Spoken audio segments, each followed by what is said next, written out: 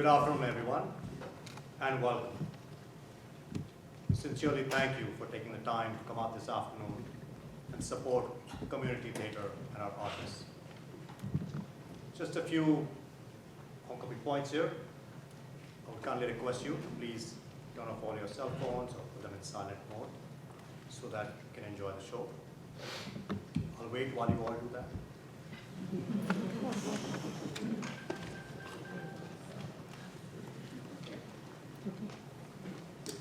All right, now that's done.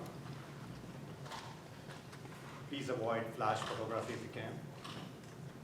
The show running time is about 90 minutes. There are no intermissions. After the show, the cast and crew will be outside in the lobby. Please feel free to ask questions, stay, sit back, chat, take pictures, and make some memories.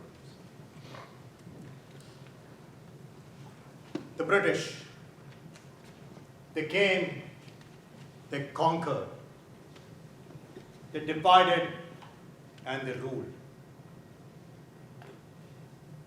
Freedom from British rule was an idea, a dream in every Indian's heart. Two voices rise from time's deep well. One clad in khadi, the other in verse. One spinning threads of homespun smell, and the other painting the cosmos in reverse. Mohandas Karamchand Gandhi was a lawyer by profession. He gave rise to the idea of a revolution embedded in the ideas of non-violence, peace, Swaraj or self-rule, and civil disobedience. Gurudev Rabindranath Tagore was a poet, an author, a visionary who dreamt of an India free of oppression, one that would walk with the world and compete in education, progress, and modern science. Their paths crossed in 1915 and blossomed a relationship based on mutual respect, a common goal, and yet differing views. They were both pillars of the Indian freedom struggle. They led the country in their own distinct ways and unique patterns for a fight in India's independence. This play is by no means an attempt to make an actual description of the chronological events in India's freedom struggle, but it is an attempt to forecast the relationship between these two stalwarts of India's freedom. We present to you the Mahatma versus Gurudev, written by Dr. Nishi Chawla and co-directed by Dr. Nishi Chawla and Priya Iyer.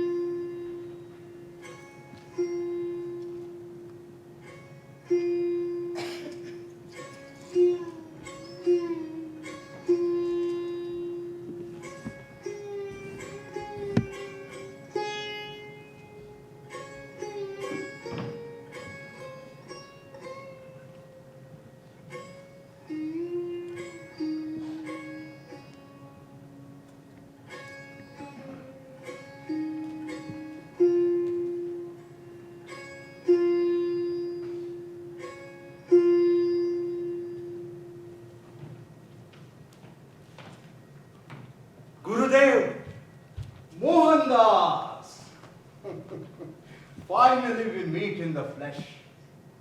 Welcome to Shantiniketan. The honor is ours. Shantiniketan is a sanctuary in these turbulent times. I have followed your journey. Your return from South Africa is a rallying cry. It is not I who awakens them. Your songs and poetry ignite their hearts. We are two dreamers seeking freedom.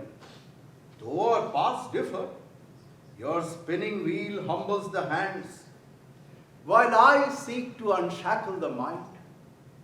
Beneath, we both seek the same ocean of truth. But you free the spirit, Gurudev, and I tied to the earth. Perhaps both are vital. You give us the language to understand ourselves, to feel the divinity within. And you give them the courage to act on that divinity. What you achieved in South Africa is extraordinary. Satyagraha. It means holding firmly to the truth. The oppressor may wield violence, but we must not. Love and sacrifice, ancient ideals. Yet you breathe new life into them. But it is you who makes them understand what they fight for. Without meaning, action is mere motion. Perhaps I give them dreams, but you give them the way to make those dreams a reality. But I have always admired his ability to capture the infinite in his words. Today I write of freedom and truth. Tomorrow the winds may come and carry away my words. You make truth endure in the hearts of millions. How do you convince them, Mohandas? Violence is born from fear. True strength lies in enduring without hatred. You challenge the very heart of human nature. But will our people have patience for such a path? I have faith in them. They are ready to fight, ready to suffer for dignity. Mohandas, I respect your commitment to non-violence, but I cannot accept your views on education. You focus too much on the practical. Education nurtures the soul, expands the mind. I do not deny that, Gurudev. But I speak of survival. Nahi Talim integrates learning with labor. Tolstoy farm in South Africa shaped your mind. But education should not be reduced to mere training. It should inspire creativity. But our people are poor.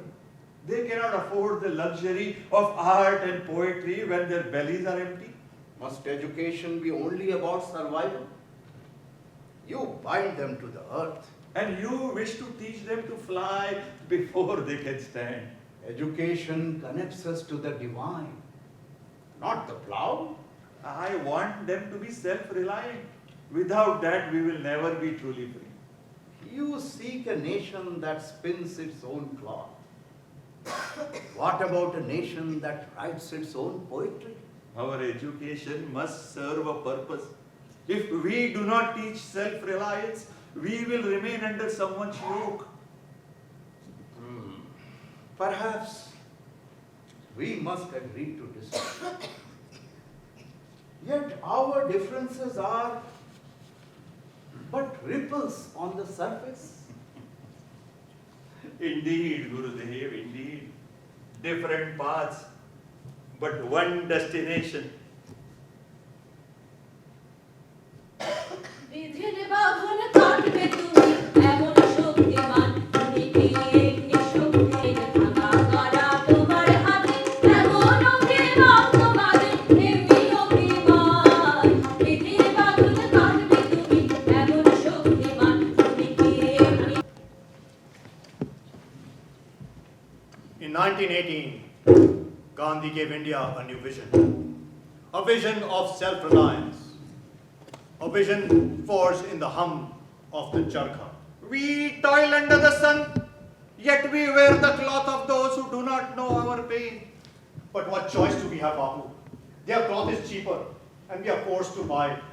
Our looms are idle, and our hands weak. The answer lies here.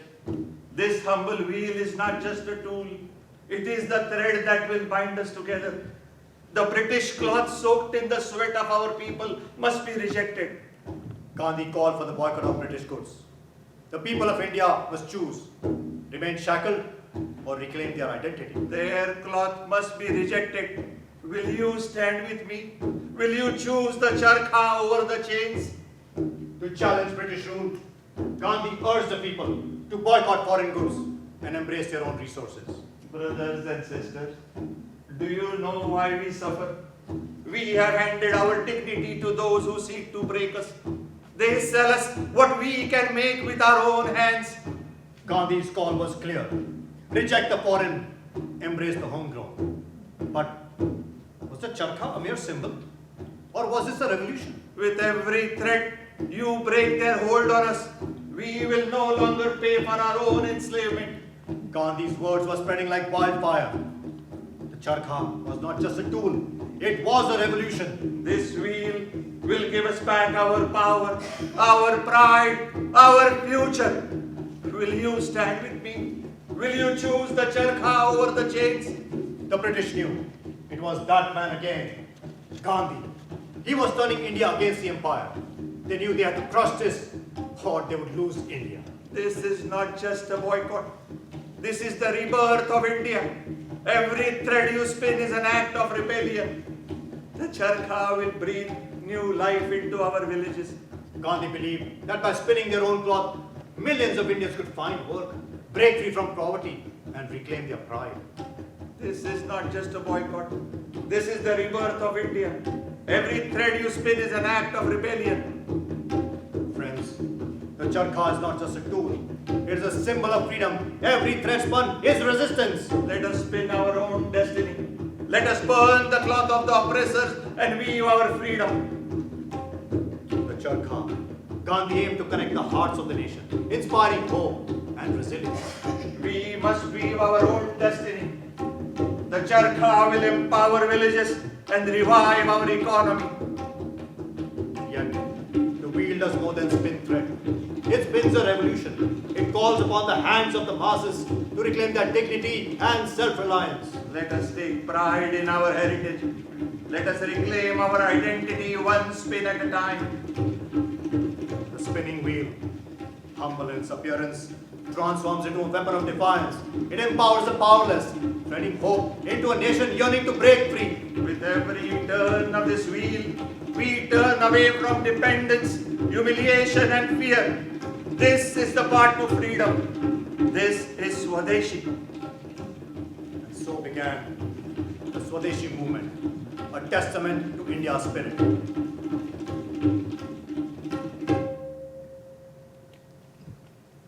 যদি তোর ডাক শুনে কেউ না আসে তবে একলা চলো রে যদি তোর ডাক শুনে কেউ না আসে তবে একলা চলো রে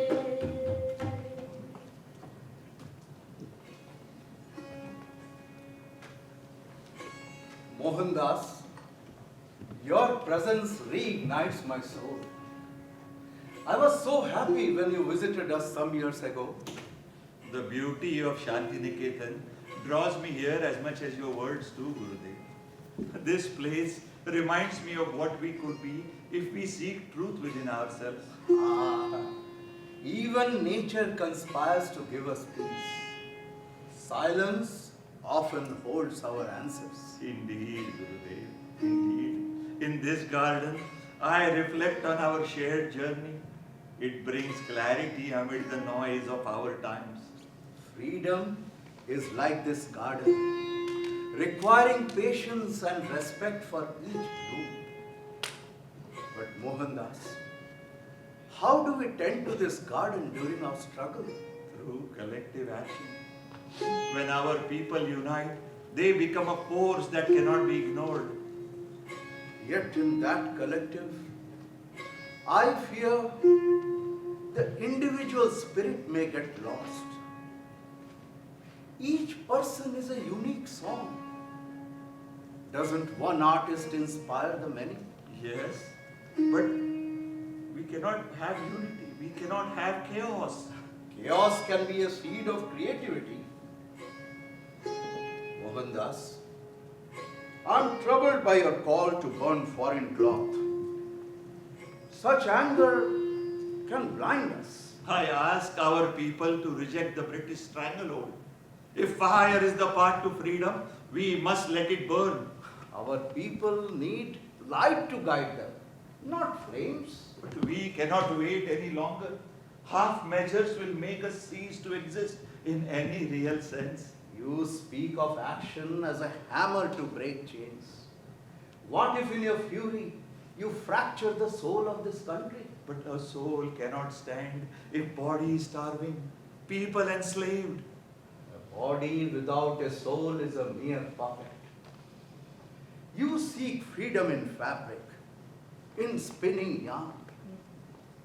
What about the heart, the mind? The British cloth is a symbol of servitude. Can you not see? When our masses spin their own yarn, we break the chains of oppression. You speak of chains, but what if in casting them away, we bind ourselves anew?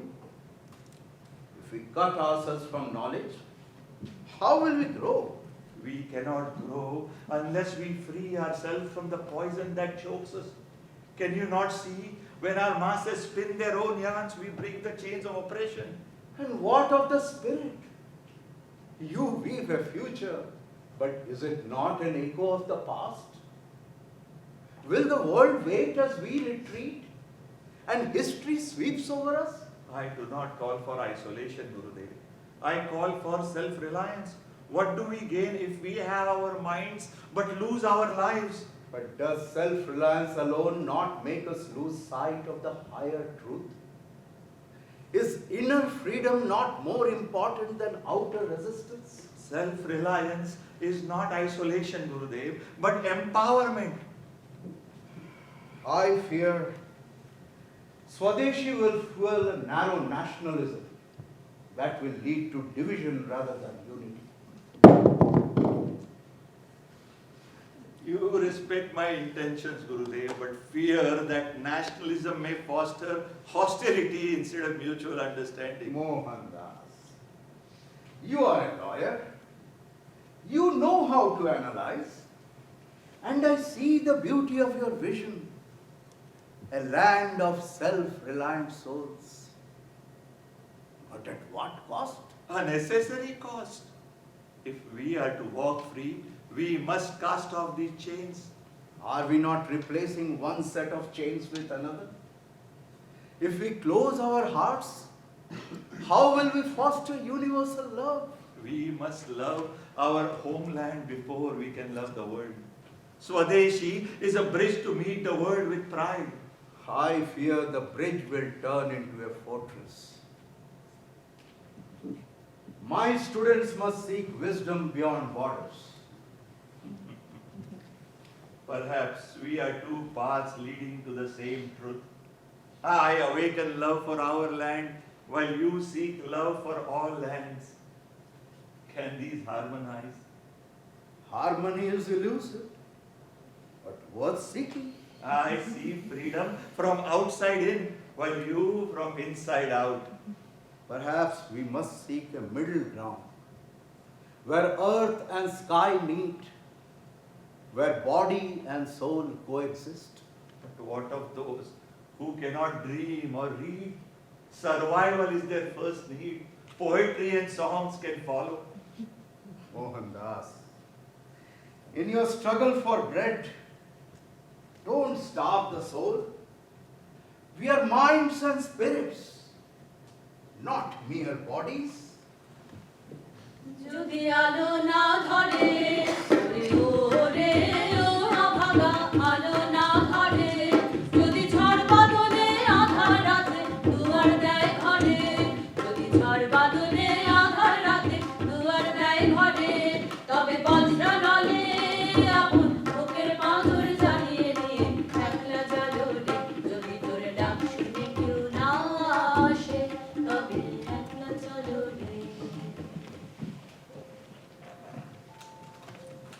Shantiniketan quiets the mind.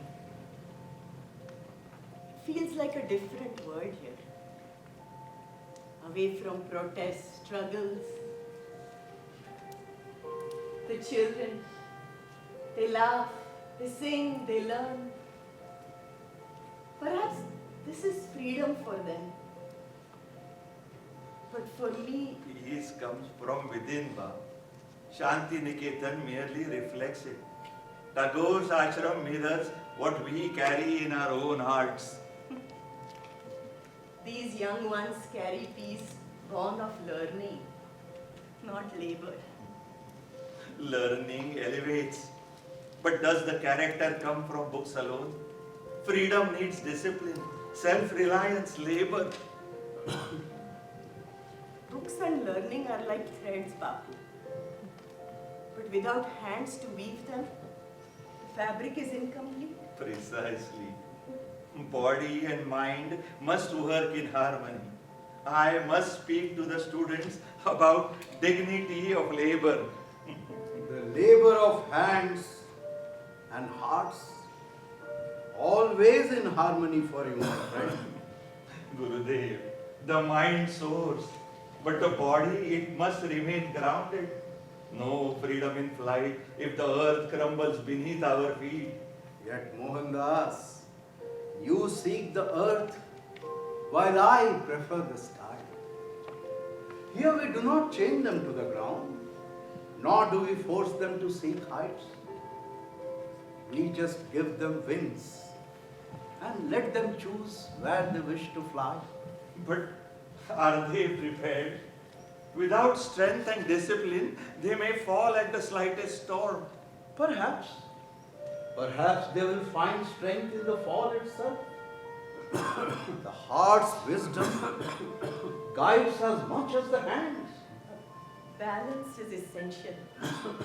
Learning must have purpose. Labor must have dignity. You see the balance and harmony as always, Kasturba. The spinning wheel is poetry, is it not? The poetry of life.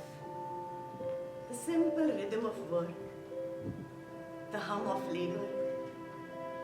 There is peace in it. It connects us to something larger. Yes, yes. Simplicity is not just the absence of truth. It is the foundation of wisdom. Yet in simplicity, Mohandas, we must not forget the richness of inner life. The mind must explore beauty and art. Inner life is vital, yes, but it must not detach from the struggle. The students must serve, understand the dignity of labor. If they only read and contemplate, how will they stand against the forces that seek to chain us? Sometimes the chains are not broken by force. They just melt away through understanding, beauty and words. Both art and labor have their place. Let them weave their cloth with their hands while they weave ideas with their minds. Yes, they should want both, to read and to create. They should also seek strength of their hands in work. You see, Gurudev, the future lies in their hands. You can carry both your dreams and ours. Perhaps you are right. Perhaps balance is what we must strive for. But you always see things clearly when the rest of us are lost in thought. Indeed, Kasturba. You speak the language of the earth, the rhythm of life. Perhaps we must all learn from you. Yes, yes, yes. She has taught me so much. Gurudev, This land, this ashram, it holds my hopes, my dreams, but also my losses. I have heard of your pain, Gurudev. Losing your wife, your children. such sorrow can leave wounds deeper than one can fathom. Yes, Gurudev. How have you carried on? And yet, Shanti Niketan stands, a place of hope. How do you continue knowing such grief? The losses, they remain like shadows stretching behind. My wife Minamini, she was my pillar. When she passed, it seemed as though the earth had given way. And then, my children, gone before they could truly live. যখন ভাঙলো ভাঙলো মিলন মেলা ভাঙলো Bit by bit, I found peace. Not in forgetting, but in accepting. But they live on through you, Guru. In your work, in your spirit, in this place. Yes. Creation became my solace. Poetry, my companion. It is a strength, Gurudev, to transform such sorrow into something that can lift others. That is your gift. Perhaps. But it is also my burden. Shanti Niketan is not just a place of learning. It is also my refuge. But one mustn't forget to take care of your own heart as well. We all carry our grief in our own different ways. But it is in the sharing of that burden that we find common strength. A nation too must find its own strength and weave its destiny strand by strand. This is where it begins, Gurudev. Not in some grand speeches, but in these sacred moments. Yes. This is where the true revolution begins. Not in fire and fury, but in quiet strength.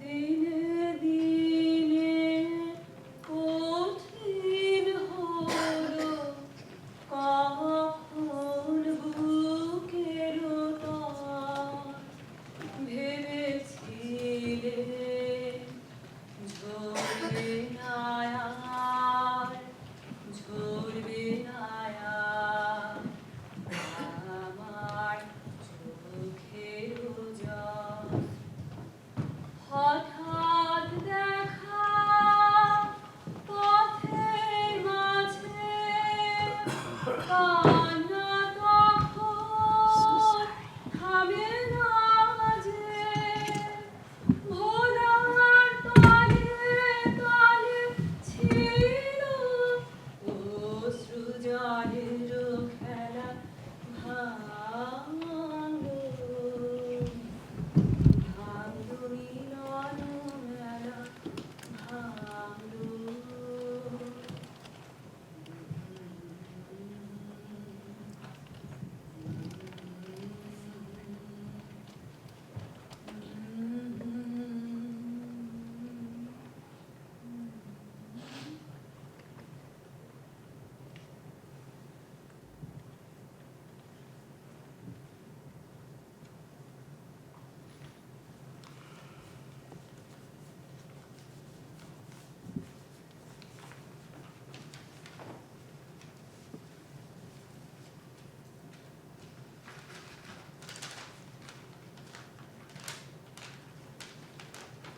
My dear Gurudev, what a marvel of a man you are.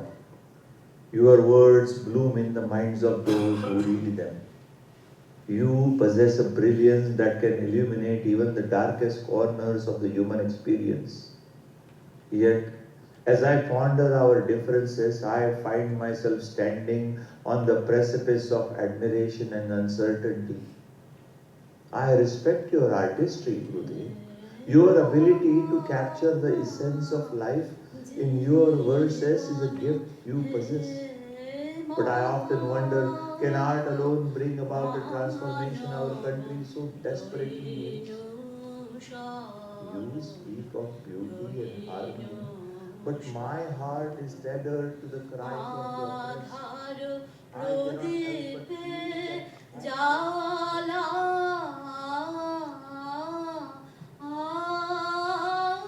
Shikha Pora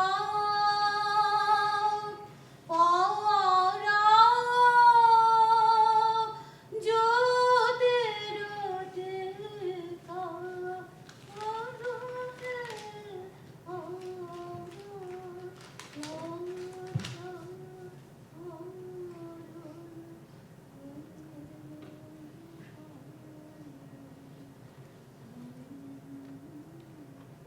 My dear Mohan, how I admire your unwavering resolve. You embody the spirit of our nation in the darkest of times. Your philosophy of non-violence resonates deeply with my own beliefs about peace and harmony. Yet, I too find myself standing at a crossroad, torn between my respect for your convictions and my own poetic sensibilities. I must confess, when I first heard of your idea to spin your own cloth, to ask the masses to abandon the comforts of foreign-made goods and return to the simplicity of the spinning wheel, I was skeptical. I thought, can such simplicity defeat an empire built on opulence and industry? But now, as I look at what you have inspired, I see some genius in your method. And yet, I'm confused somewhat. Must the freedom of mind be bound to the revolution of a wheel? Must the freedom of the mind be bound to the revolution of the wheel? My dear Gurudev, when our people spin, they don't just make cloth, they weave unity, dignity, purpose. The wheel is humble, yes, but it equalizes, reminding us all we each have a role in shaping our land. Must we rely on this symbol alone? Does it not limit us to the past? To a simplicity that ignores the vast potential of modernity? It is not the past, Gurudev, but the soul of our land. In simplicity, we find truth. In the spinning wheel, our people find not just work, but purpose. But simplicity, Mohandas, cannot be a measure of progress. Modernity, with its tools and ideas, can be a bridge to the new world. The world is changing and we must change with it. Your spinning wheel cannot hold back the tides of time. This wheel, it can restore our autonomy. It can return the sweat of our brow to the soil of our own country. But must the path to freedom be so narrow? Must we abandon the complexities of thought, of art, of progress? Science, education, industry, these are the keys to unlock the chains of poverty. The world has moved on, Mohan. This wheel may spin cloth, but knowledge spins destiny I do not dismiss the value of knowledge, Gurudev, nor the brilliance of science and industry. I agree. And it is precisely this knowledge that could illuminate our future. Science and industry are not adversaries of simplicity, they are its allies in the new age. But simplicity, Gurudev, it is a form of strength, a foundation that cannot be shaken. I agree. But simplicity is necessary. But it cannot become a limitation. The world is evolving and we must evolve with it. Education, true education, cannot be confined to the past. It must be broad, inclusive, and forward-looking. Education, yes, but one that connects us to the soil, to the rhythms of earth, to the wisdom of simplicity. But grounding them to simplicity alone will not prepare them for the world they must navigate. We cannot isolate them from the currents of thought and progress. The nation must grow, not just in spirit, but in intellect. When a nation forgets its roots, it loses its soul. Let us teach them, Gurudev, but let us also remind them of who they are. Knowledge is the soil in which it must grow. And it must be enriched with diverse ideas, and not just confined to a singular narrative of simplicity. I do not wish to limit them, Gurudev, only root them. You are intoxicated by the romance of poverty. There is no virtue in the suffering of the poor. And you think I wish to keep them in poverty, Gurudev?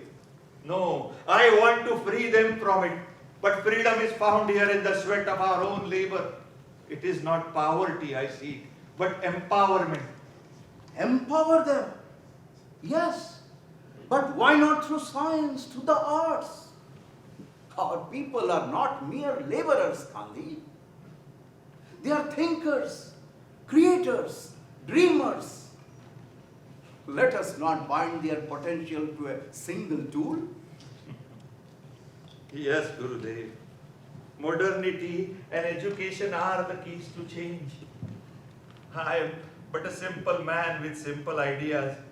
And you, Gurudev, with your songs and poetry, can you not see the absurdity of our situation? You, the great poet of India, and I, the humble weaver of cotton, standing here together, trying to topple an empire with just words and thread. You are right, Mohandas. We are an odd pair, aren't we? You spinning wheel and spinning dreams of liberation with it. And I spinning words and verses. But must our methods be so different?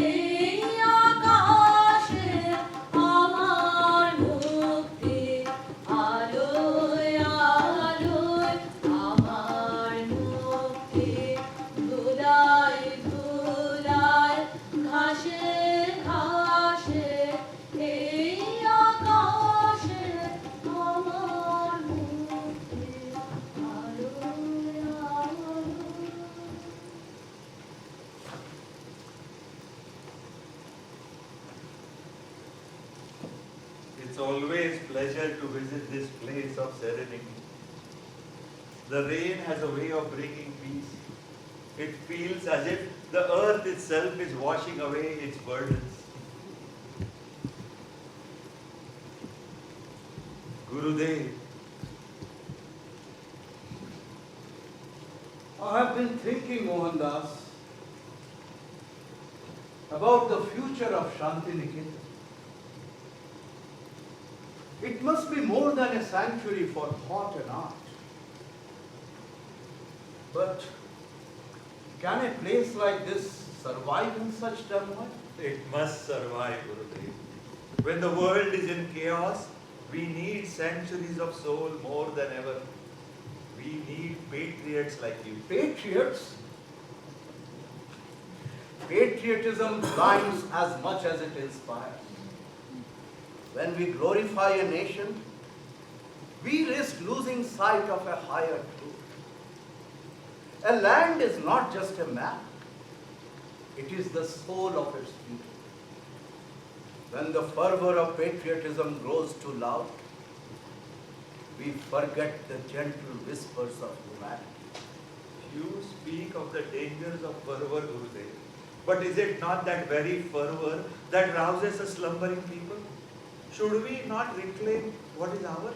And after reclaiming it, shall we carve new lines? Replace their dominance with ours? The walls we build in our hearts in the name of nations can be far more dangerous than the one drawn on a map. But can there be freedom without first uniting as a people? A nation is not the highest truth, but it is a truth that we cannot ignore in our struggle for self-rule. I do not deny self-rule, but I question its meaning. If we seek freedom only to enchain others, if caste, creed and greed replace colonial rule, have we truly become free? But division already brews, Gurudev. Colonial rule fans its fury. We must brave this storm together as one nation to someday claim it as one humanity. Should we not reclaim what is ours?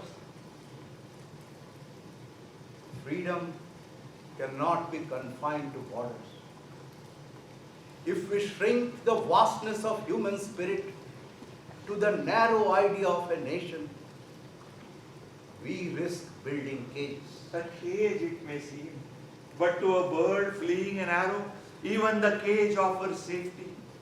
Our people must first escape the predator before learning to soar without fear.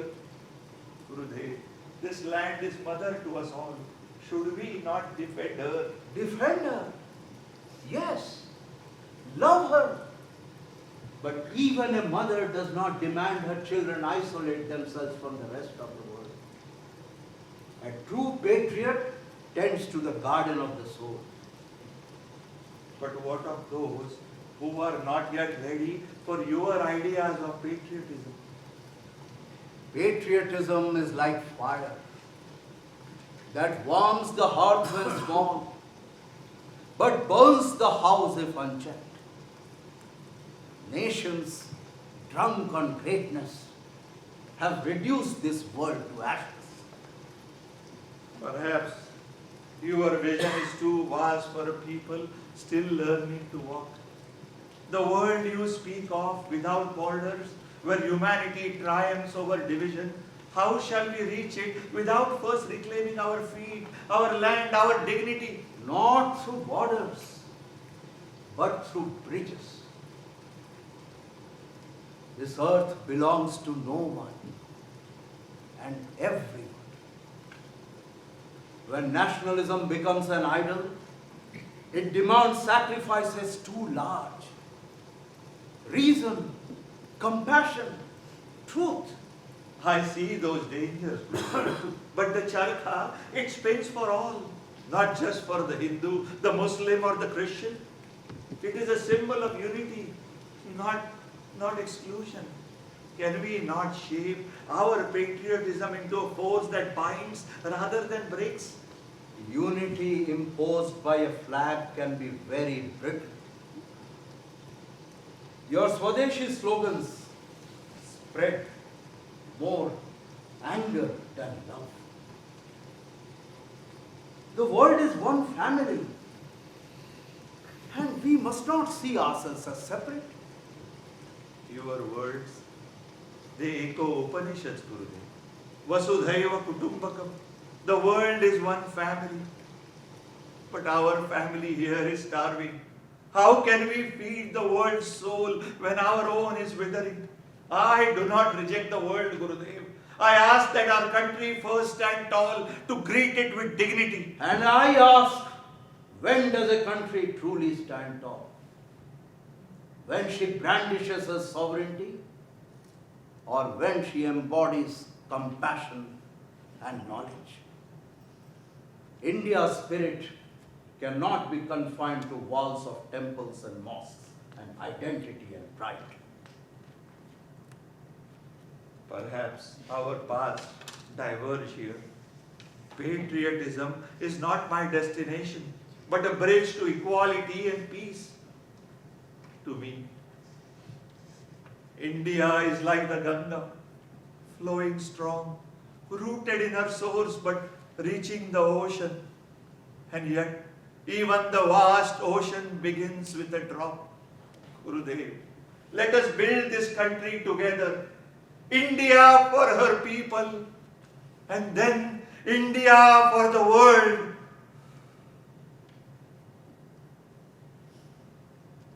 You challenge me, Mohandas, as much as I challenge you.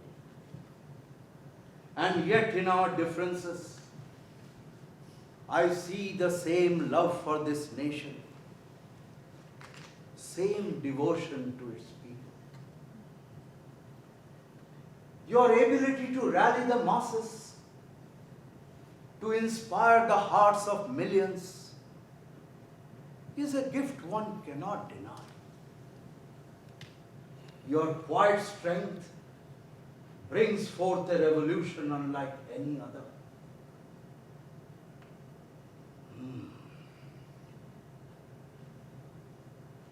Mahatma, a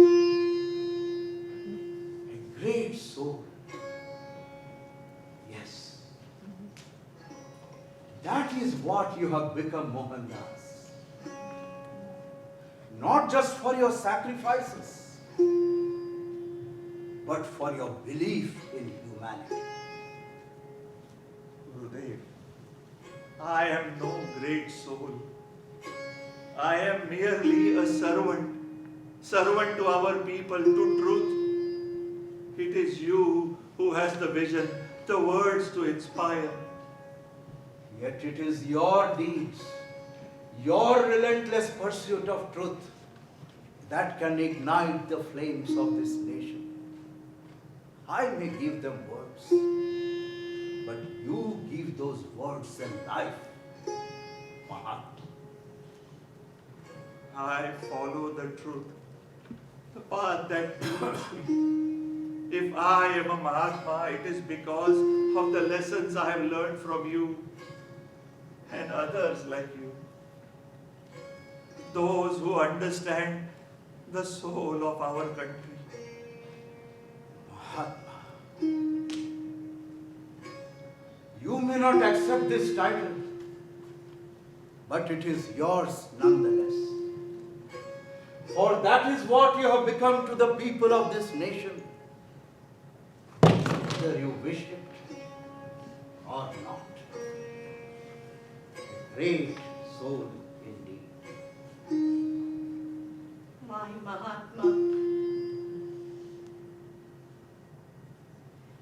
দেহো মনের সুদূর পানে হারিয়ে ফেলি আপনারে। দেহো মনের সুদূর পানে হারিয়ে ফেলি আপনারে।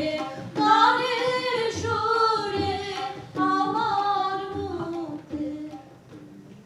On April 13th, 1919, at Jallianwala Bagh in Amritsar, Punjab, the people gathered peacefully to celebrate the festival of Baisakhi.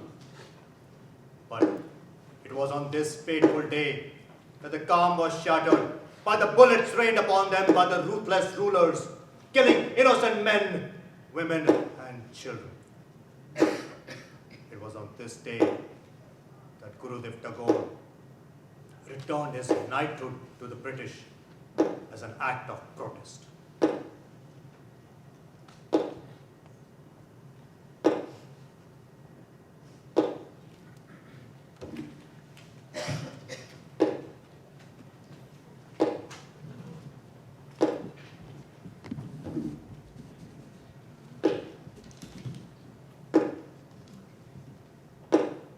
Time has come when badges of honor make our shame glaring in their incongruence with our humiliation.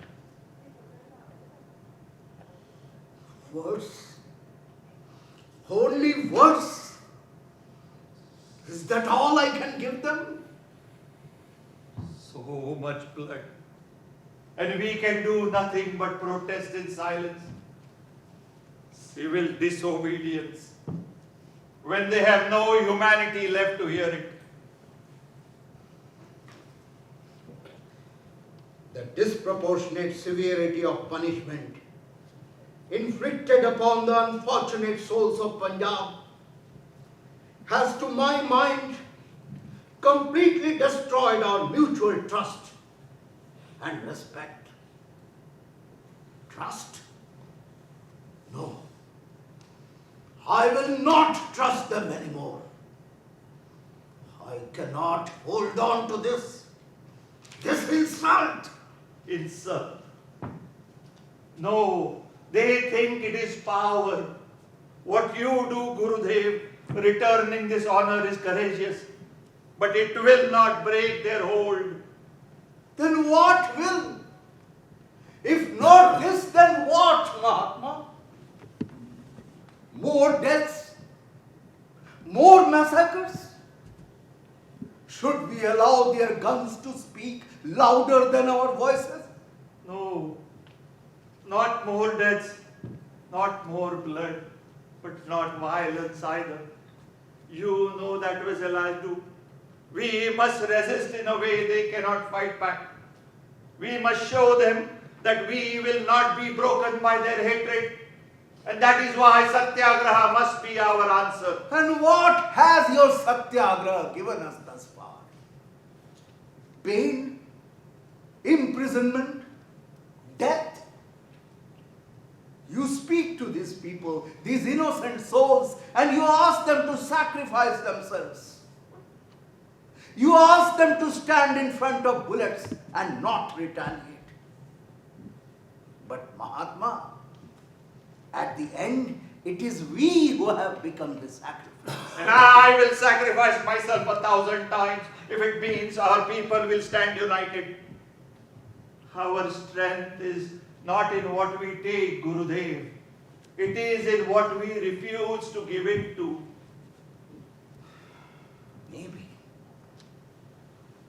Maybe you're right. But I cannot stand by and watch them butcher us like this. I cannot hold on to this title while they massacre my own men. No. The world will know. The world will know what was taken from us. The world will know what I had to give up. Your voice is powerful, my friend. But it is not your title that will move the world. It is your love for our people, your art, your words. They will live on longer than any knighthood.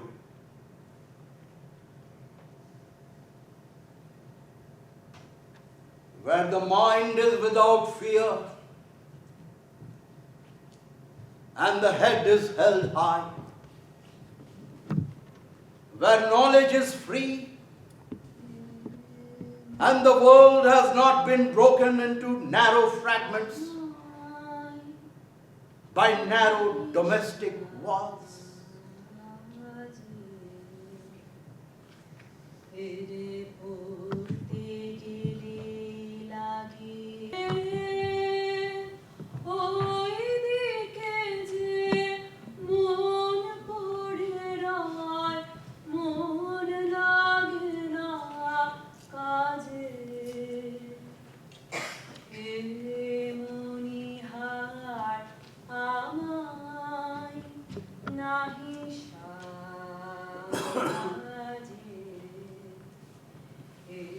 পড়তে গেলে লাগে ছিড়তে গেলে বাজে মনিহার আমায় নাহি সাজে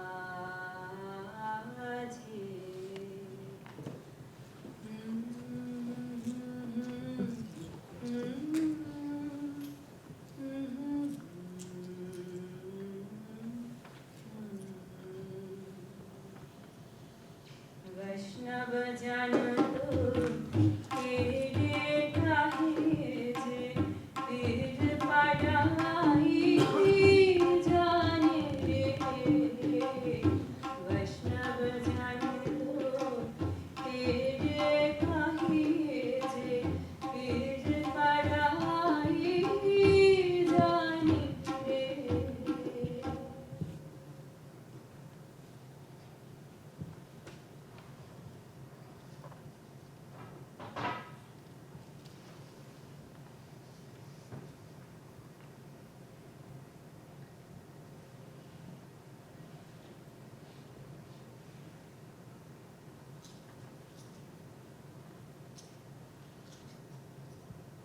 I have come to speak with you, Mahatma.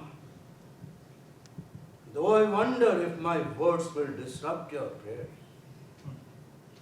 Your words, Gurudev, are always welcome. Prayer too is a conversation with the soul. So what troubles you? It is this, Mahatma.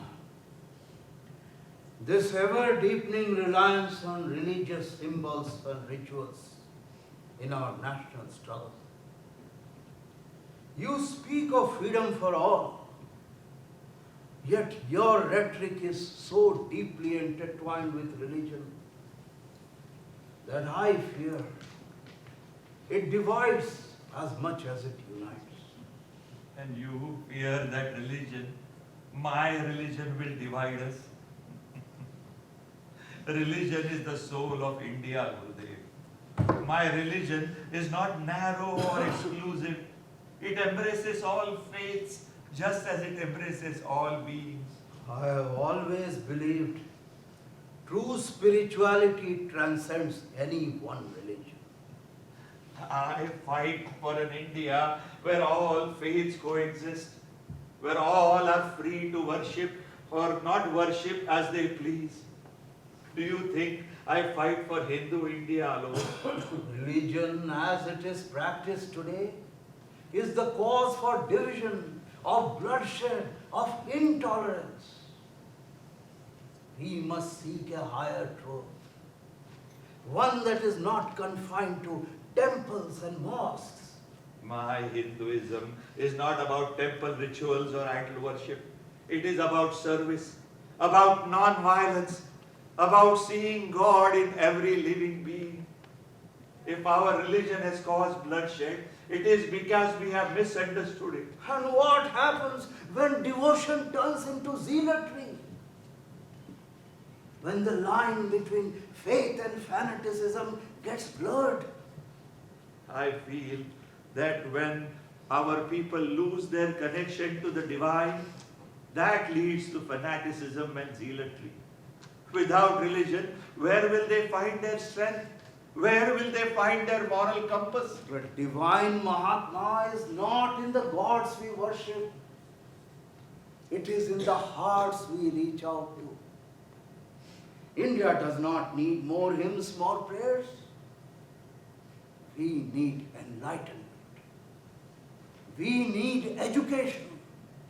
Perhaps we see freedom differently, Gurudev.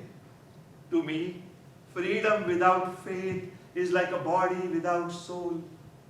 But I believe religion and reason are not enemies. They are two sides of the same coin. But not everyone sees it that way. You have power over the hearts of millions.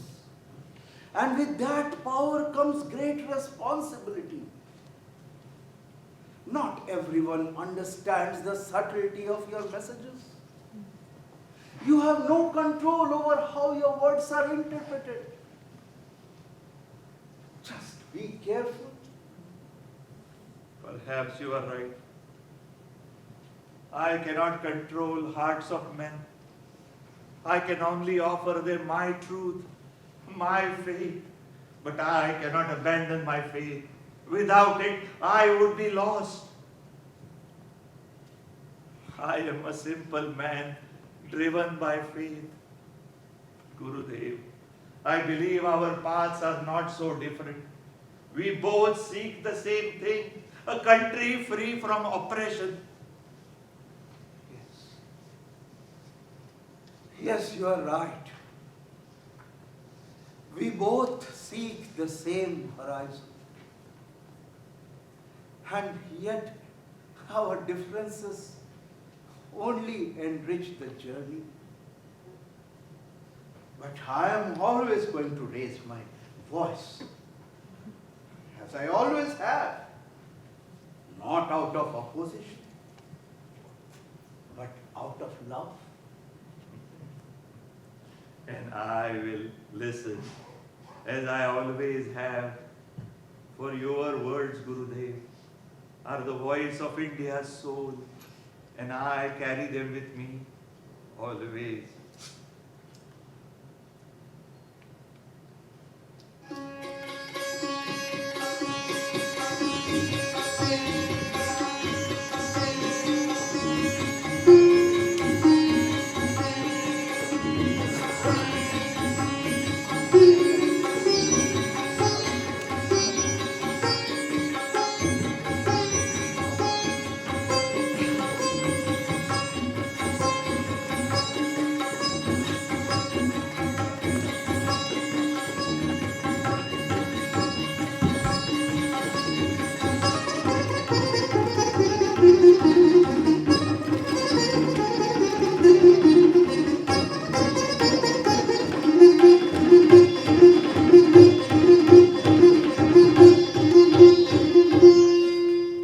Raghupati Raghav राजा राम, पतित पावन सीताराम। रघुपति राघव राजा राम, पतित पावन Sitaram.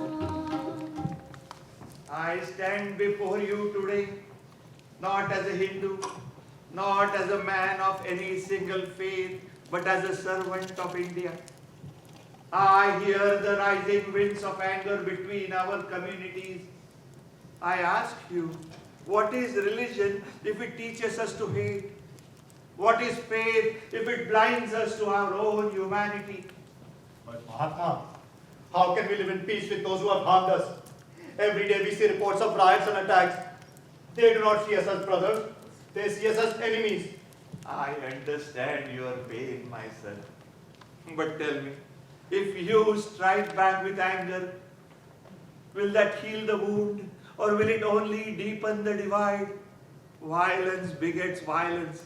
It is a fire that consumes everything in its path. But Mahatma, how can we trust them? Every day we see Hindus attacking our people, burning our homes. Can there ever be trust again? My dear friend, trust is not given. It is built stone by stone through our actions. We must be the builders of peace and not the architects of hatred. Our freedom cannot be born from bloodshed. It must be born from understanding, from unity. The people come seeking answers, yet find themselves caught between fear and hope. They cling to past wounds that separate them. But here is Gandhi, who reminds them that freedom without unity is a hollow victory, a house built on sand. Whether you pray in a temple, a mosque, a church, or under open sky, we all breathe the same air. Must we forget that the blood that runs through our veins is the same, whether you call yourself a Hindu, a Muslim, or a Christian? There was a time when the call for unity echoed across the land. But now, doubt flickers in the hearts of many. It is not division that binds the people, but fear. Fear of the other. Fear of what it means to stand as one. But here is Gandhi, who reminds them of a greater bond. One that does not ask which God they worship, but calls upon the very soul of humanity. There was a time when I was asked, "What is your religion, Gandhi?" And I said, "My religion is love." And that is still my answer today. Love does not ask who is right. Love asks, how can I help? How can I heal? But Mahatma, what if they refuse to walk the path of peace with us? What if they hold on to their anger, their hatred, and their desire for revenge? Then we must continue to walk in peace. The path of non-violence, of ahimsa, is not an easy one. It requires patience and sacrifice, but it is the only path that leads to true freedom. Mahatma, we ask ourselves, how long can we hold on to peace when anger and despair lurk in the shadows? The weight of sacrifice feels heavier with each step we take. Then we must find the courage to forgive, even when it feels impossible. We must find the strength to love, even when fear grips our heart. For what is the alternative, sir? War? Bloodshed? Mahatma, your words give us hope. But where do we begin? How do we break free from the chains of hatred that have been forged over so many years? We begin here, in this very moment. We begin by refusing to see each other as enemies and instead as fellow travelers on the same journey. Their pain is your pain. Their joy is your joy. But can we truly shed the layers of division? In a world so steeped in enmity, it is so easy to turn brothers into strangers. The journey to unity may begin here, yet the road ahead seems uncertain. We cannot fight for freedom by fighting one another. We have to fight for freedom by standing together, by loving one another, and by forgiving one another. And that is the revolution we seek. Not just a political one, but a revolution of the heart. But can love truly prevail in the face of deep-seated anger and resentment? Revolution of the heart is noble, but can we truly silence the cries of those who have suffered? Freedom forged in compassion demands a courage beyond measure. It will not be easy, my son. But if we walk it together with love in our heart and peace in our action, then I promise you this, we will find freedom. Freedom from fear, freedom from hatred, freedom from division.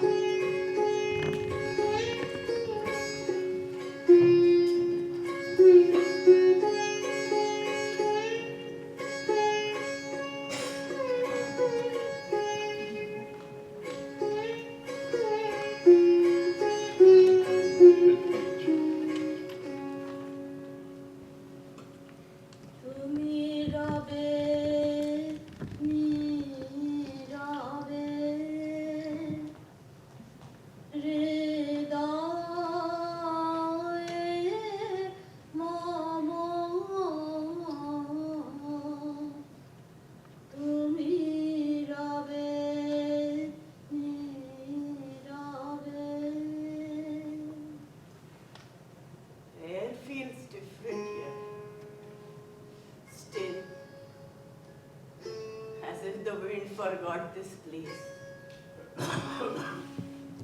This place doesn't breathe like Porbandar, Johannesburg, or Shanti Niketan. It holds its breath.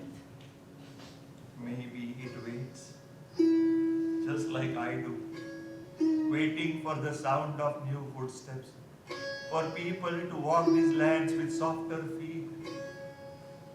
It is not the wind that needs to change, Bab. It is us. Us? Is there still an us left? You have been waiting for years, Bapu, but I wonder if you know what you are waiting for. You talk like there is something I haven't seen. There is work, the struggle for truth, for Swaraj, for nation. Yes. Swaraj, the nation, the future. I know the words, my Mahatma, my Mohan. I have known them longer than most. But what about us? What about me? Have you ever seen what is behind you? Behind me, Bab. I only look forward. The past is just... No. You look everywhere but here. You look at the people, the nation, the future. But you do not see the spaces between us. Silences that you are filled with marches and fasts. Is that what you think? That I have filled our silences with noise? Noise of change? Noise of purpose? No, Bapu. You have filled it with absence. Absence of yourself. You march and lead others, but where are you when we are alone? There is the man who used to sit with me and enjoy the rain with me in Rajkot. There is the man who used to laugh when Harilal used to mimic you.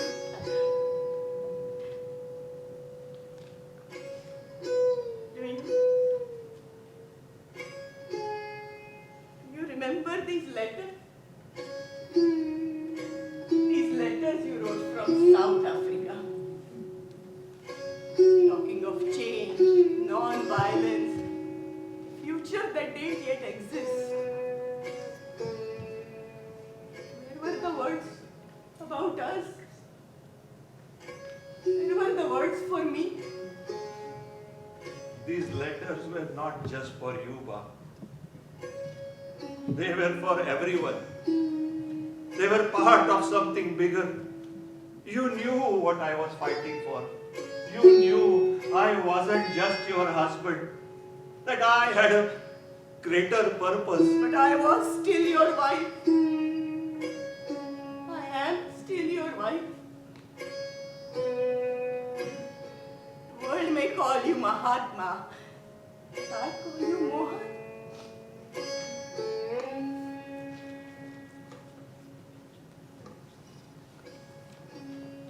I have given you so little.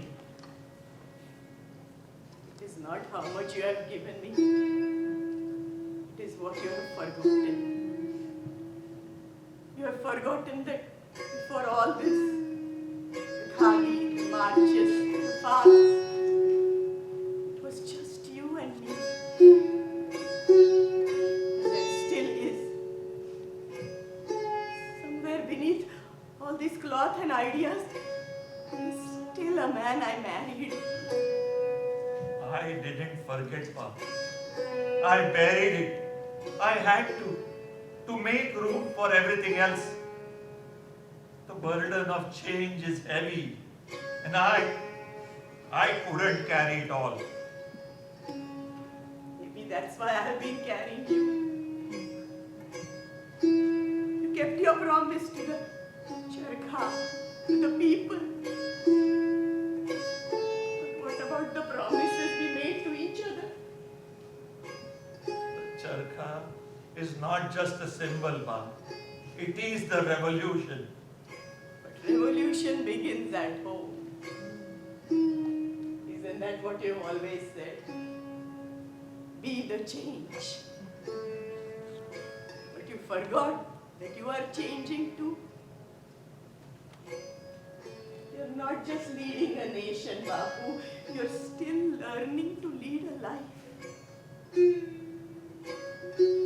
I never wanted to leave you behind, but I feel like I have. No. You haven't.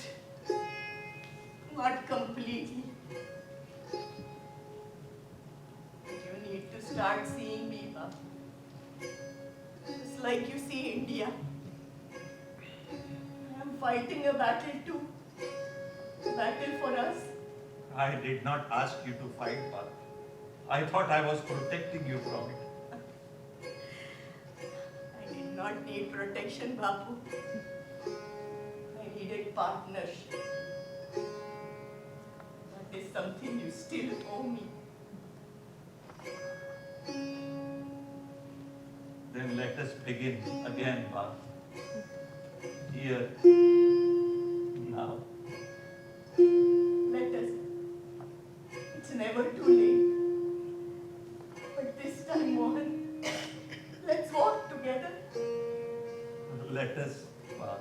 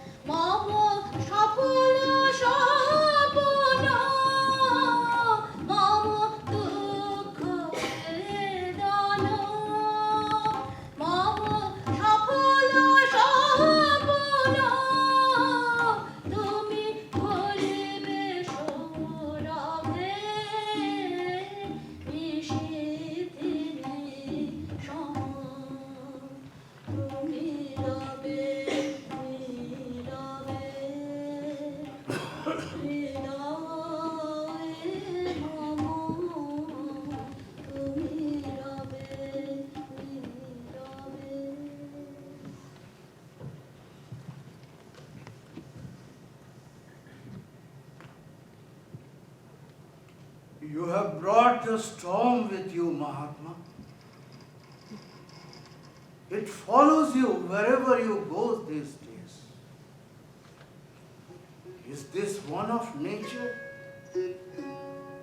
or one of your own doing? The storm is both, Gurudev. It rages within every Indian heart. You know that as well as I do. We cannot avoid it. We must stand in its midst and offer our truth. Your truth, you mean. Truth has many faces, but you seem to believe there is only one. And it must be woven in khadi, it seems. Tell me, Mahatma, when will this storm of yours cease? Must it continue to rage forever? Must we reduce everything to civil disobedience and non-violence? Non-violence is not a storm. It is the calm center.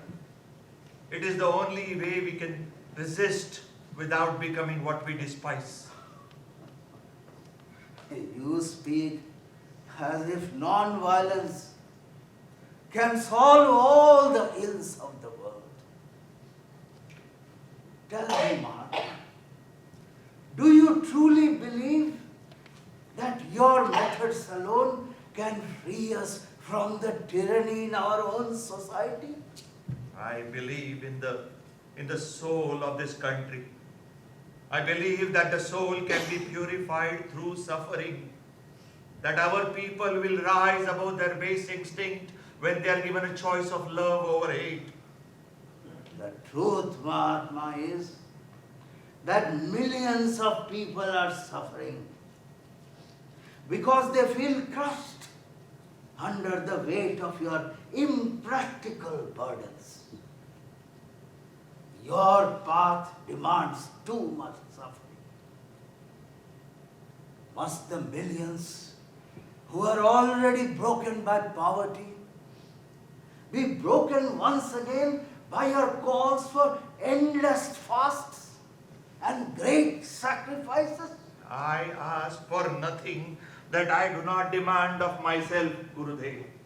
I have taken the same path. I have walked barefoot across this land, seen the faces of the poor, the oppressed. Do not accuse me of being indifferent to their suffering. British must go, Gurudev. Everything else comes after that. Independence is the first step, and only through non-violent struggle will we achieve it. Without a moral revolution, our independence will mean nothing. There you go. It is a moral crusade for you. You romanticize the people, Mahatma. You have faith in their ability to stand above. But I have seen how easily fear can twist their mind. And that is why we must lead by example, with truth, with courage. Our people need guidance. And who will guide them? You?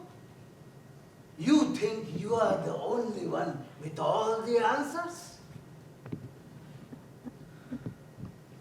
I have seen you wield an influence over them, and it bothers me. You have too much power over their minds. I have never sought power, Gurudev.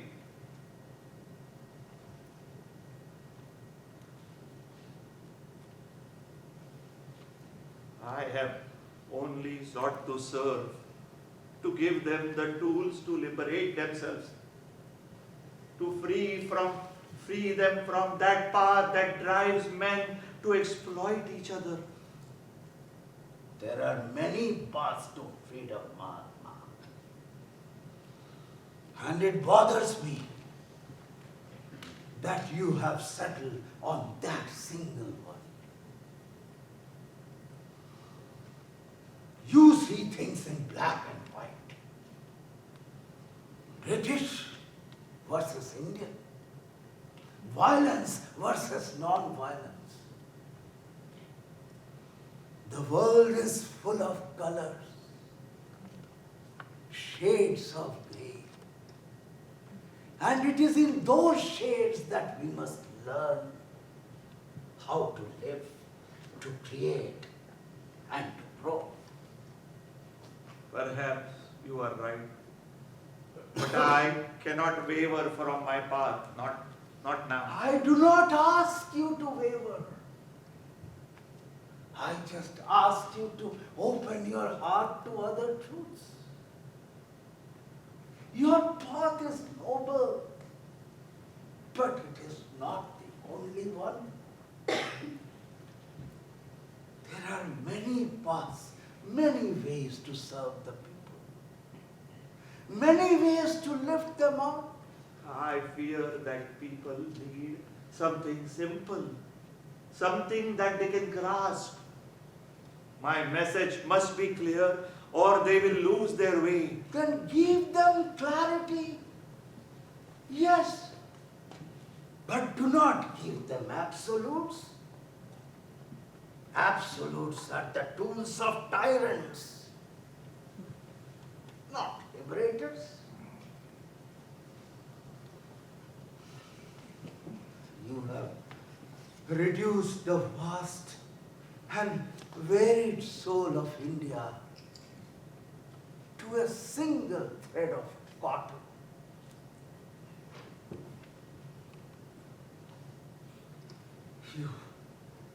You are blind. You are blind, Mahatma. You are blind to the pain you are causing. You are blind to the suffering of the millions who cannot stand up to your impractical burdens and your impossible standards. No. No.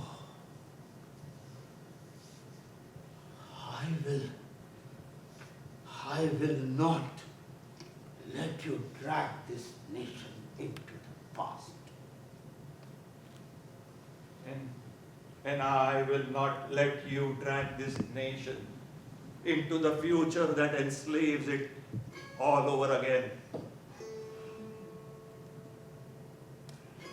I have always admired you, Mahatma. Your strength, your commitment. But I cannot follow you down this path. I do not ask you to follow me, Gurudev. I ask only that you do not stand in my way.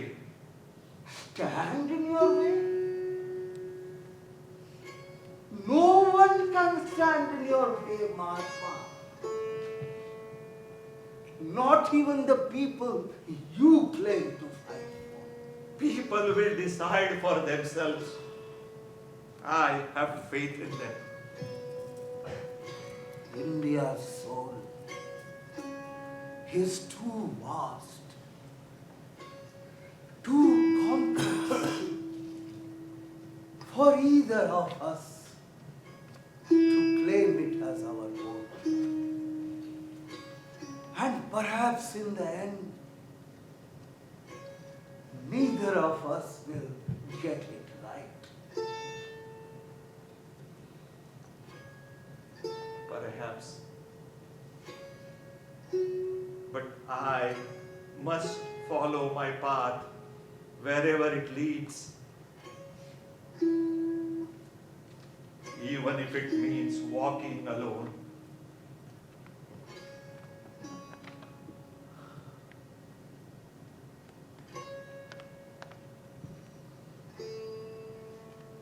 And I must follow mine. Even if it means we part ways here.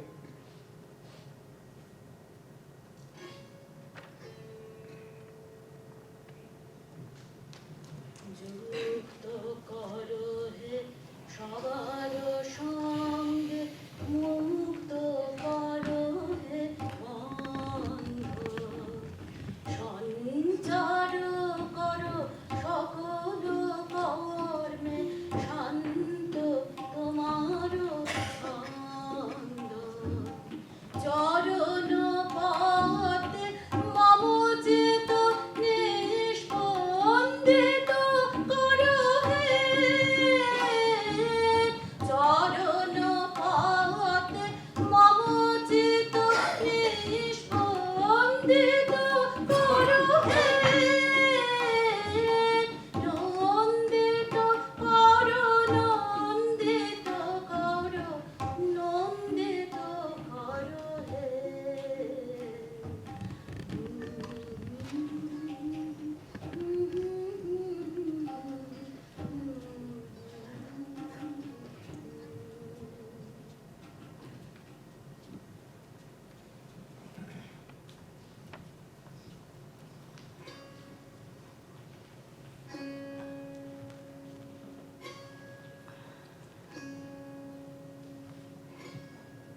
In 1941, in the quiet village of Sevagram, under the Mahatma's watchful eye, the ashram moved like a living being, a reflection of his vision. On this fateful day, the news traveled faster than the wind.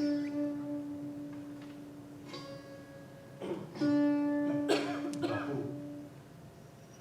there is news, Bapu.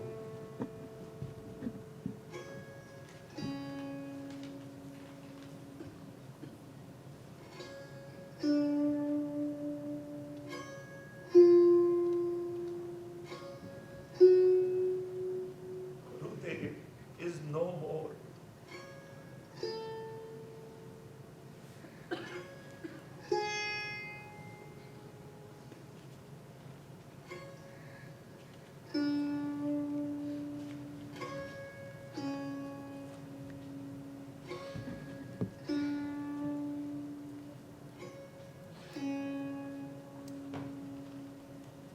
the depths of his heart, Gandhi knew that this day would come. Tagore's frail body was fighting a losing battle for months. But nothing could have prepared Gandhi for the finality of it. The silence left in the wake of Gurudev's passing.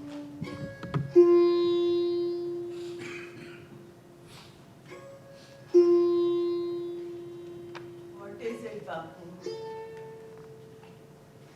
Gurudev is no more, Baba. The one who sang to our hearts, who painted visions of freedom with his words, he is gone. Oh, Bapu. He was the poet of the soul, a sentinel for truth. And now India has lost a part of herself. He was also the poet of the heart. The heart that held the joys and sorrows of India as its own. He was more than that, Kasturi. He was the soul of India. Now he is gone. His spirit will live on in the work we do and in the songs and words he left behind. He was not just your friend, he was your fellow warrior. We must not mourn, Kastur. Gurudev's words, his songs will carry us forward.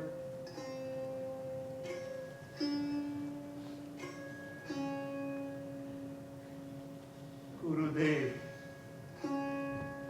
you questioned my path of non-violence at times. You believed India needed more than political independence.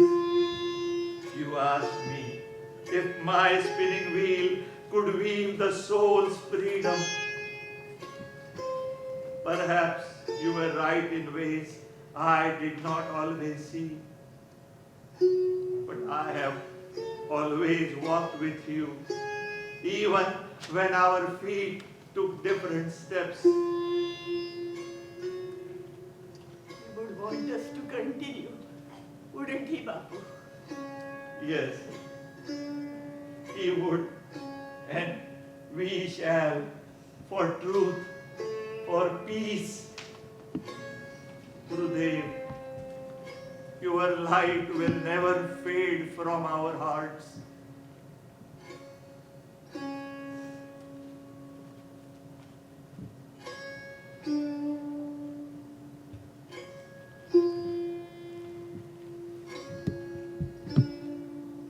We are all but an instrument of greater purpose.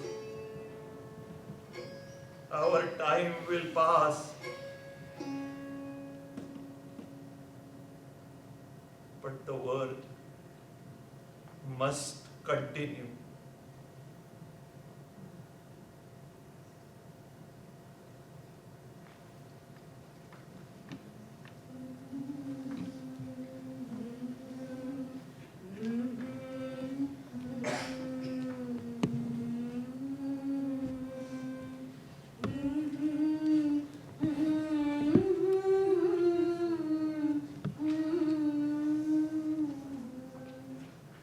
Gurudev Rabindranath Tagore passed away in 1941, before he could witness the dawn of a new era ushered in by India's political freedom from colonial rule in 1947.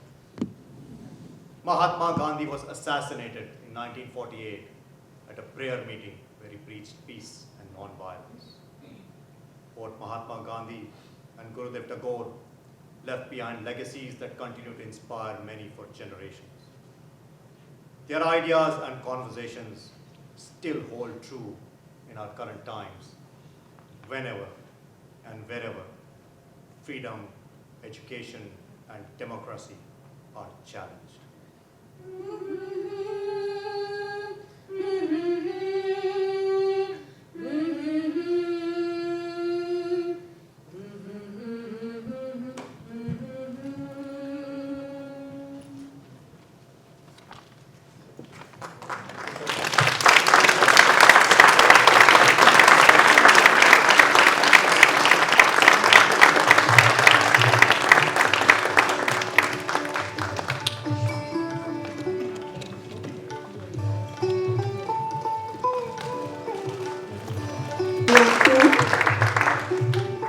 assistant in audio and projections. She's making her way. Nisha Date on sitar. Aditya Date on tabla. Priyanka Das and Tandra Das, our singers. And our cast. Bhavesh Kala as the narrator. Sajal Mukherjee as Rabindranath Tagore. Seema Shahani as Kasturba Gandhi and costume and makeup artist. Manoj Shahani as Mahatma Gandhi. Our playwright, Dr. Nishi Chawla, and our co-director.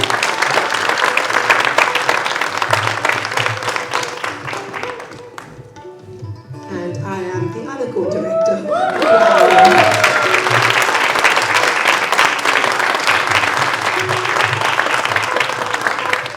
Thank you so much for coming out this evening. We want to thank the Art House production, who helped us with the lights, and Joshua and Sanjay and Violet and Emily and Andre. They were all lovely. Most lovely is this audience who's here who took time out of the Sunday afternoon. Thank you.